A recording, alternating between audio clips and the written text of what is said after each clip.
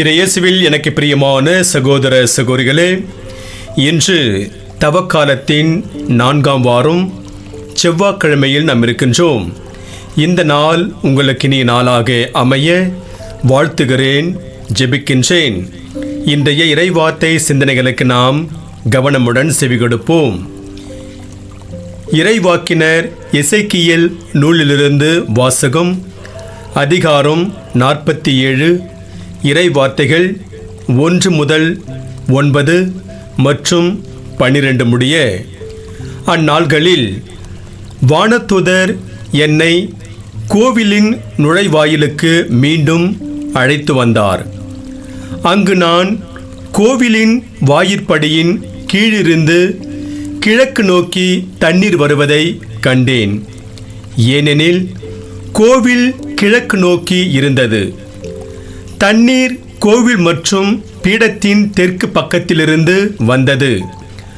அவர் என்னை வடக்கு வாயில் வழியாய் அழைத்து வந்து கிழக்கு நோக்கிய வெளிவாயிலின் வெளிப்பகுதிக்கு இட்டு சென்றார். இதோ தண்ணீர் தெற்கு பகுதியிலிருந்து பாய்ந்து கொண்டிருந்தது. அம்மனிதர் கையில் ஓர் அளவு நூலை பிடித்து கொண்டு கிழக்கு நோக்கி சென்று 1000 முழம் அளந்தார்.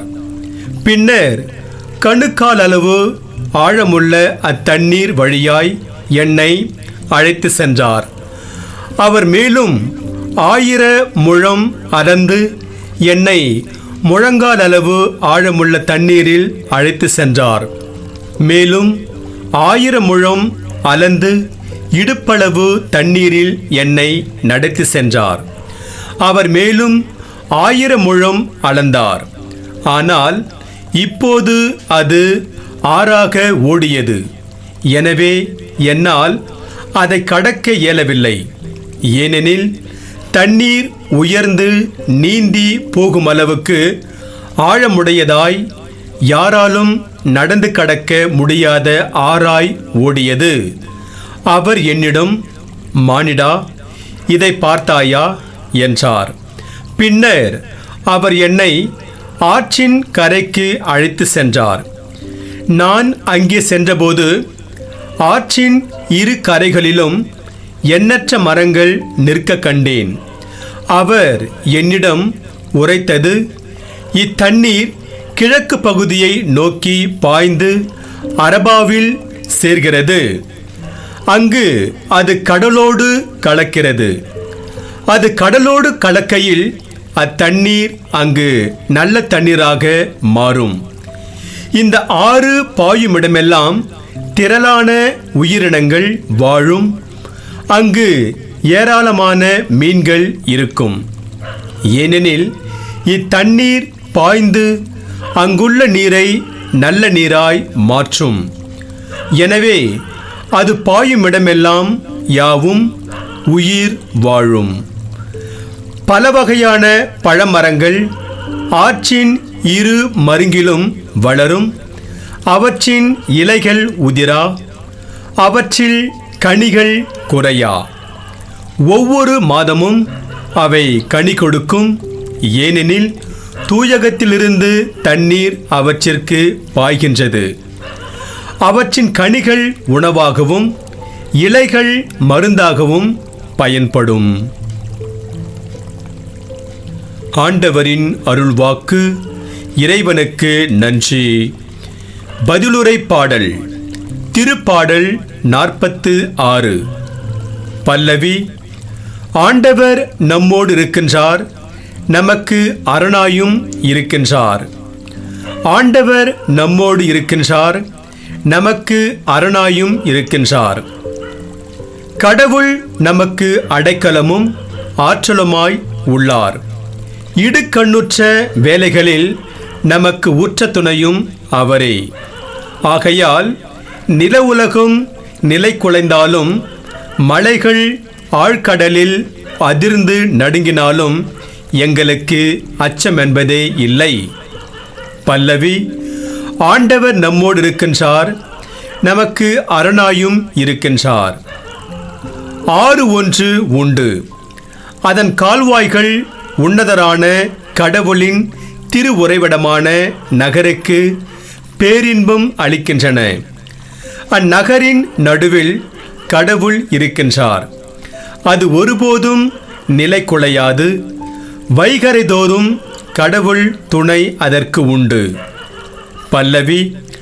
ஆண்டவர் நம்மோடு இருக்கின்றார், நமக்கு அரணாயும் இருக்கின்றார். படைகளின் ஆண்டவர் நம்மோடு இருக்கின்றார். யாக்கோபின் கடவுளே நமக்கு அரண். வாரீர், ஆண்டவரின் செயல்களை காணீர். அவர் உலகில் ஆற்றியுள்ள திகைப்பூட்டும் நிகழ்ச்சிகளை பாரீர். பல்லவி. ஆண்டவர் நம்மோடு இருக்கின்றார், நமக்கு அரணாயும் இருக்கின்றார். கடவுளே, தூயதோர் உள்ளத்தை என்னுள்ளே படைத்தருளும். மீட்பின் மகிழ்ச்சியை மீண்டும் எனக்கு அளித்தருளும். ஆண்டவரே, நற்செய்தியை தகுந்த விதத்தில் எடுத்து சொல்ல என் உள்ளத்தையும் உதட்டையும் தூய்மையாக்கும். ஆண்டவர் உங்களோடு இருப்பாராக, ஆன்மாவோடும் இருப்பாராக. தூய யோவான் எழுதிய பரிசுத்த நற்செய்தியிலிருந்து வாசகம். ஆண்டவரே, மாட்சி உமக்கே. யோவான் நற்செய்தி அதிகாரம் 5, இறை வார்த்தைகள் 1-3 மற்றும் 5-16 முடிய. யூதர்களின் திருவிழா ஒன்று வந்தது. இயேசுவும் எருசலேமுக்கு சென்றார். எருசலேமில் ஆட்டு வாயிலுக்கு அருகில் 5 மண்டபங்கள் கொண்ட குளம் ஒன்று உண்டு. எபிரேய மொழியில் பெத்சைதா என்பது அதன் பெயர். இம்மண்டபங்களில் உடல் நலமற்றோர், பார்வையற்றோர், கால் ஊனமுற்றோர், முடக்குவாதமுற்றோர் ஆகியோர் திரளாய் படுத்து கிடப்பர். 38 ஆண்டுகளாய் உடல் நலமற்றிருந்த ஒருவரும் அங்கு இருந்தார். இயேசு அவரை கண்டு, நெடுங்காலமாக அவர் அந்நிலையில் இருந்துள்ளதை அறிந்து, நலம் பெற விரும்புகிறீரா என்று அவரிடம் கேட்டார். ஐயா, தண்ணீர் கலங்கும்போது என்னை குளத்தில் இறக்கிவிட ஆள் இல்லை. நான் போவதற்கு முன் வேறு ஒருவர் இறங்கிவிடுகிறார் என்று உடல் நலமற்றவர் அவரிடம் கூறினார். இயேசு அவரிடம், எழுந்து உம்முடைய படுக்கையை எடுத்துக்கொண்டு நடந்து செல்லும் என்றார். உடனே அம்மனிதர் நலமடைந்து தம்முடைய படுக்கையை எடுத்துக்கொண்டு நடந்தார். அன்று ஓய்வு நாள். யூதர்கள் குணமடைந்தவரிடம், ஓய்வு நாளாகி என்று படுக்கையை எடுத்து செல்வது சட்டத்திற்கு எதிரான செயல் என்றார்கள். அவர் மறுமொழியாக, என்னை நலமாக்கியவரே, உம்முடைய படுக்கையை எடுத்துக்கொண்டு நடந்து செல்லும் என்று என்னிடம் கூறினார் என்றார். படுக்கையை எடுத்துக்கொண்டு நடந்து செல்லும் என்று உம்மிடம் கூறியவர் யார் என்று அவர்கள் கேட்டார்கள். ஆனால் நலமடைந்தவருக்கு அவர் யாரென தெரியவில்லை. ஏனெனில் அவ்விடத்தில் மக்கள் கூட்டமாய் இருந்ததால் இயேசு அங்கிருந்து நழுவி போய்விட்டார். பின்னர் இயேசு நலமடைந்தவரை கோவிலில் கண்டு, இதோ பாரும், நீர் நலமடைந்துள்ளீர். இதைவிட கேடானது எதுவும் உமக்கு நிகழாதிருக்க இனி பாவம் செய்யாதீர் என்றார். அவர் போய் தம்மை நலமாக்கியவர் இயேசு என்று யூதர்களுக்கு அறிவித்தார். ஓய்வு நாளில் இயேசு இதை செய்ததால் யூதர்கள் அவரை துன்புறுத்தினார்கள்.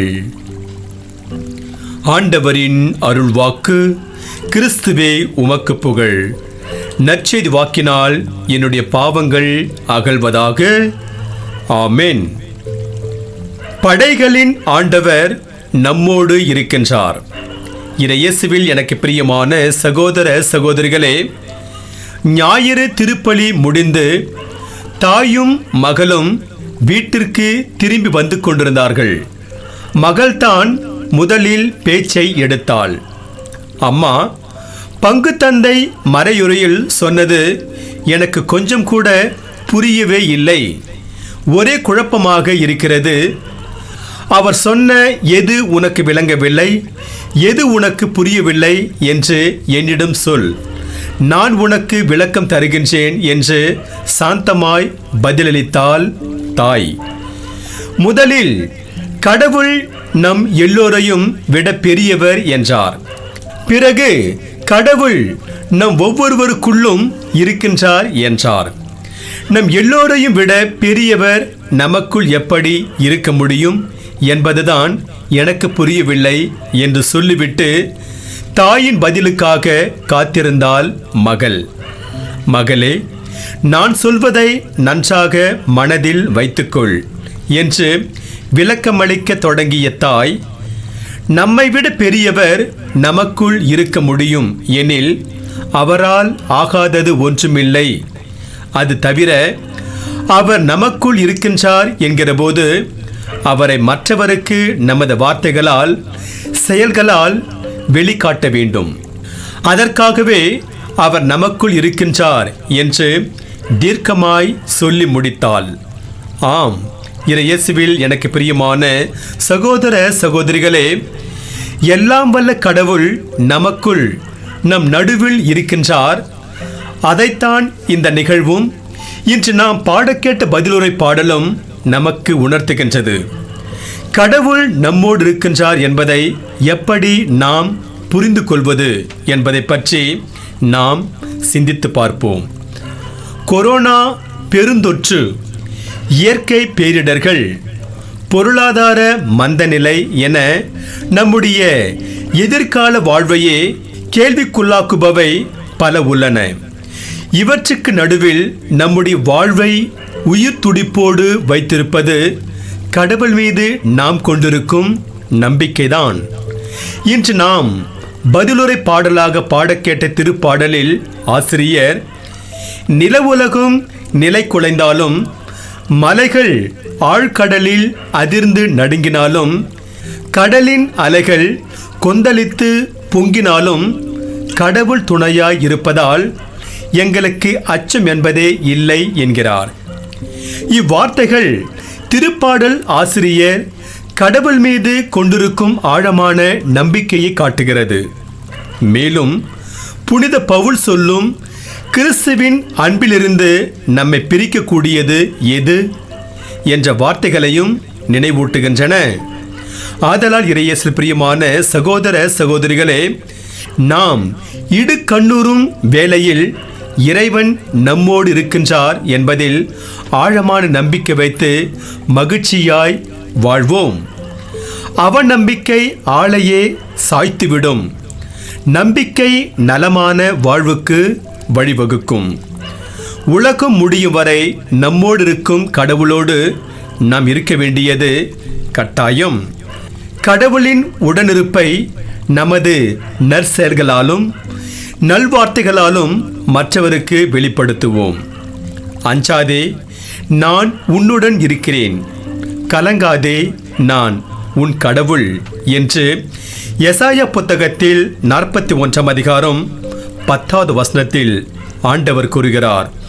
எனவே இறையேசு பிரியமான சகோதர சகோதரிகளே, கடவுள் நம்மோடு இருப்பதை உணர்ந்து அவருக்கு உகந்த வழியில் வாழ நாம் கற்றுக்கொள்ள வேண்டும்.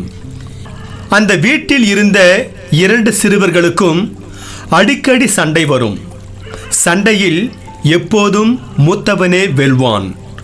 ஒரு நாள் இருவருக்குள்ளும் சண்டை முற்றி மூத்தவன் இளையவனை கடுமையாக தாக்க வேண்டிய நிலை ஏற்பட்டது. இதனால் இளையவன் நிறுத்தாமல் அழுது கொண்டே இருந்தான். மாலை நேரத்தில் அவர்களுடைய தந்தை அலுவலகத்திலிருந்து வீட்டிற்கு திரும்பி வந்தார். அப்போது அவர் இளையவன் அழுது கொண்டிருப்பதை பார்த்துவிட்டு, என்னாச்சு, ஏன் அழுற என்று கேட்க, இளையவன் நடந்த அனைத்தையும் ஒன்று விடாமல் சொல்லி முடித்தான். எல்லாவற்றையும் பொறுமையாக கேட்டுக்கொண்டிருந்த அந்த தந்தை அவனிடம், அவன் உன்னுடைய அண்ணன் தானே, அதனால் அவனை மன்னித்து விடு என்றார். அவனோ முகத்தை கோணலாக வைத்துக்கொண்டு அதெல்லாம் அவனை மன்னிக்கவே முடியாது என்று கத்தி கூப்பாடு போட்டான். அவனை தந்தை அவனை மேலிருந்து கீழ் வரை பார்த்துவிட்டு அவனிடம், உன் அண்ணனை மன்னிக்க முடியாதா? அப்படியானால் இனிமேல் நீ பாவம் செய்யக்கூடாது என்றார். அது எப்படி பாவம் செய்யாமல் இருக்க முடியும் என்று அவன் தந்தையை பார்த்து கேட்டதற்கு அவர், உன்னால் பாவம் செய்யாமல் இருக்க முடியாதல்லவா? அப்படியானால் உன் அண்ணனை மன்னித்துவிடு என்றார். இதன் பிறகு இளையவன் மூத்தவனை மன்னித்தான். ஆம், இயேசுவில் எனக்கு பிரியமான சகோதர சகோதரிகளே, ஒவ்வொருவரும் பாவம் செய்யாமல் இருக்க வேண்டும். ஆனால் நாம் பாவம் செய்து விடுகிறோம். இன்றைய நற்செய்தியில் இயேசு 38 ஆண்டுகளாக படுக்கையில் கிடந்த ஒருவரை நலமாக்கிய பின் அவரிடம், இனி பாவம் செய்யாதீர் என்கிறார். அதை பற்றி நாம் சிந்தித்து பார்ப்போம்.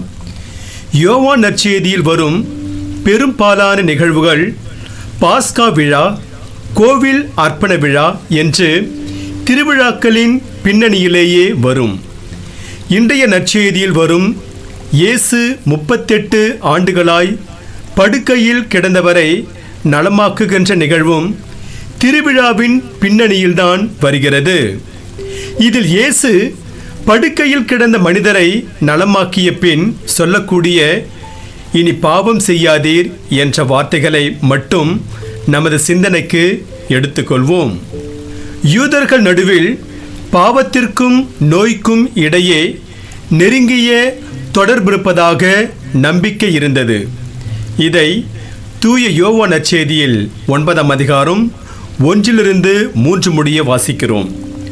ஒருவருக்கு வரும் நோய்க்கு அவர் செய்த பாவமே காரணம் என்று மக்கள் நடுவில் நம்பிக்கை இருந்த வேளையில் இயேசு அந்த நம்பிக்கையை சிதைக்காமல் 38 ஆண்டுகளாய் படுக்கையில் கிடந்த மனிதரிடம், உன்னுடைய முன்னைய நிலைக்கு நீ செய்த பாவம்தான் காரணம், இதைவிட கேடானது உனக்கு நிகழாமல் இருக்க இனி பாவம் செய்யாதீர் என்று சொல்லாமல் சொல்கிறார்.